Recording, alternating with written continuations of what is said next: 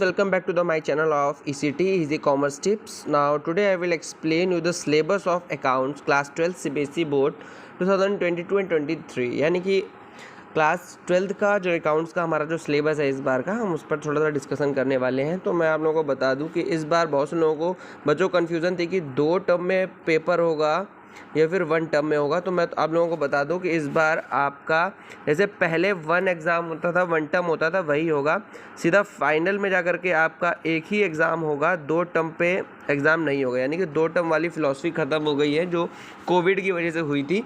अब सीधा फाइनल में एग्ज़ाम एक ही लिया जाएगा और ये काफ़ी ज़्यादा हेल्पफुल है बच्चों के लिए। इसमें परेशान होने की कोई ज़रूरत नहीं है कि सर हमारा 2 टर्म पे पेपर नहीं होगा, हमारा 1 टर्म पे ही होगा और सारा सिलेबस एक बार में आएगा। ये आपको तब पता चलेगा फ्यूचर में जब आप CUET की प्रिपरेशन कर रहे होगे, ठीक है, कॉलेज में एग्ज़ाम देने के लिए। तो उसकी प्रिपरेशन के लिए जब पूरा फुल सिलेबस की आप तैयारी करते हो ना, तो CUET जब BCom में एडमिशन लेने के लिए CUET की जब एग्ज़ाम की आप प्रिपरेशन करते हो तो पूरा जो सिलेबस आएगा फाइनल में तो आपके लिए काफ़ी ज़्यादा यूज़फुल होगा। चलो अब आगे बात करते हैं अपना सिलेबस क्या क्या रहा है। तो जैसे कि हम बता दें कि आपका अकाउंट्स का जो क्वेश्चन पेपर है वो 100 मार्क्स का टोटल होता है। उसमें से 80 मार्क्स का आपका क्वेश्चन पेपर आता है और 20 मार्क्स का आपका क्या होता है, प्रैक्टिकल होता है। ठीक है, बात कर लेते हैं पार्ट ए में। तो पार्ट ए में हमारी accounting for a partnership firm and fundamental है।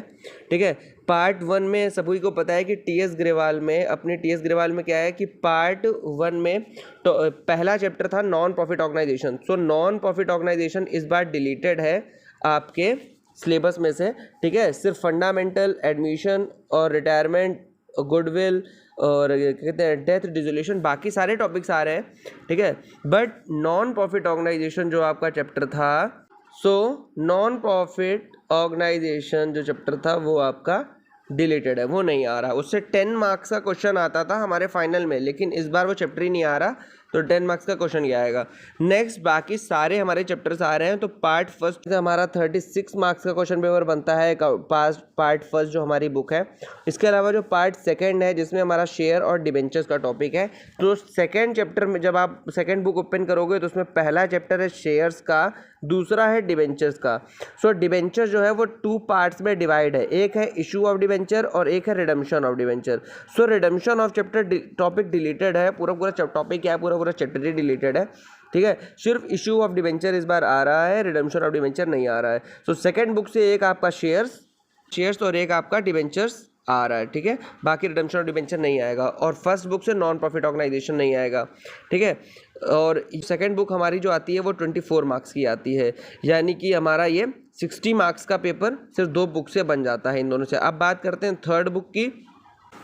नेक्स्ट उसके बाद अब जो हम बात करते हैं अपनी थर्ड बुक की, तो थर्ड बुक में से थर्ड बुक जो है हमारी फाइनेंशियल स्टेटमेंट एनालिसिस। इस बुक से रिलेटेड जो है हमारा एनालिसिस ऑफ फाइनेंशियल स्टेटमेंट, इसमें इस बुक से हमारा सिर्फ कंपैरेटिव एंड कॉमन वाला जो चैप्टर था वो डिलीटेड है।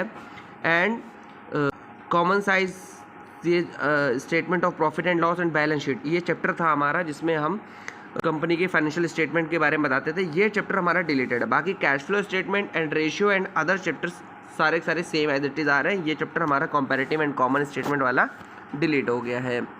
ठीक है, फिर इसके अलावा अगर हम बात करें कि और ये तो 80 मार्क्स, ये बुक जो है थर्ड वाली ये हमारी 20 मार्क्स की आती है हमारे एग्ज़ाम में।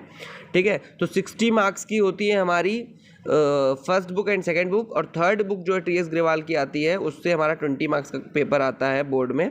ठीक है, तो टोटल हो गया 80। अभी बात करें लास्ट के 20 मार्क्स की जो प्रैक्टिकल्स होते हैं उसमें जो है हमारा 4 मार्क्स की हमारी फाइल होती है, 12 मार्क्स का हमारा स्कूल में एग्ज़ाम होता है और 4 मार्क्स का हमारा वाइवा होता है स्कूल में, जो हमारे इन्विजिलेटर आते हैं और वो एग्ज़ामिनर आ करके क्या करते हैं, एग्ज़ामिनर आते हैं, वो सब चेक करते हैं और हमें उसमें से 20 मार्क्स देते हैं। तो टोटल हमें 100 मार्क्स का हमारा अकाउंट्स का पेपर होता है। इसमें से हमारी फर्स्ट 2 बुक्स 60 मार्क्स की हैं और हमारी थर्ड बुक वो 20 मार्क्स की आती है एग्ज़ाम में ये 80 मार्क्स का ही पूछा जाता है। ठीक है, और ये 20 मार्क्स का स्कूल में ही practical file, viva and written test, ये स्कूल में ही 20 मार्क्स का होता है।